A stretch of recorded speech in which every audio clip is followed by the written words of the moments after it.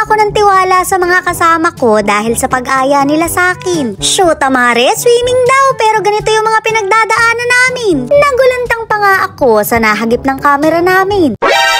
Oh no! Parang gusto ko nang umatras dahil na-scam yata ako. Magsuswimming daw kasi pero bakit wala namang pool? Pero nung napansin ko yung tubig, naniwala na ako. May chlorine din pala, mare, dahil may bote ng Clorox din eh.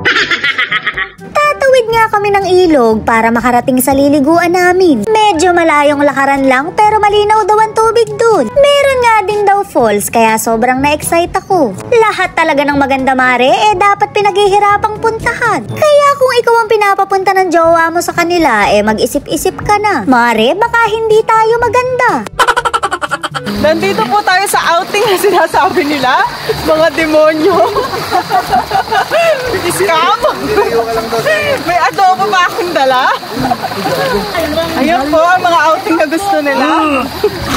Tawid dagat. Oh!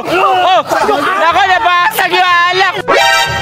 Shoot, mare, nabasag yung alak namin. Gigil na gigil nga yung mga kasama kong tomador, parang ibig na siyang pagtulungan. Gusto ko na nga makisali, may hawak lang talaga akong adobo. Baka ako naman ang pagtulungan kapag nahulog ko yung pulutan.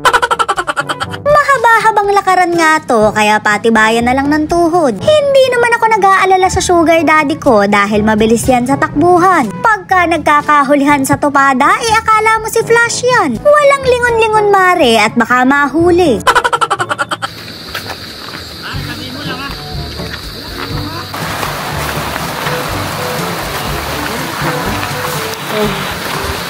Outing. Outing, ano? Outing. Pagkatapos nga ng 10 minuto, nakarating na rin kami. Napakabongga, mare, kami lang ang tao rin eh. Huwag na lang kayong tumingin sa akin at hindi ako kasali. Grabe na talagang samahan to, pagod ang inaabot ko. Mabuti na nga lang at may adobo, kaya makakakain na ako. Ayaw naman pong maglubay ng kasama ko, masyadong sarap-sarapan. Puro pagsubok na nga ang inabot at ay pa ng lantod. Tinakbo ko na nga yung falls na sinasabi nila. Medyo malabo lang talaga yung tubig dahil maulan daw sa bundok. Pero napakalinaw daw talaga nito nung nakaraang pumunta sila. Hindi ko magawang maligo, mare, dahil ganito yung napanood ko. Pagka ganitong malabo yung tubig, kabod na lang bumubulusok. Shoot, mare, baka kabod na lang akong tangayin papunta ng inuman. Pabalik na nga ako pero may nahagip kaming naliligo. Huwag kayong mag-alala, mare, sanay dito yan. Dito kasi siya nakatira kaya sanay siyang maglangoy. Ako lang naman ang hindi pero at least sanay akong magtimpla. O diba may baon kaming alak pero plato'y wala. Kalimutan niya ng lahat, wag lang yung iinumin.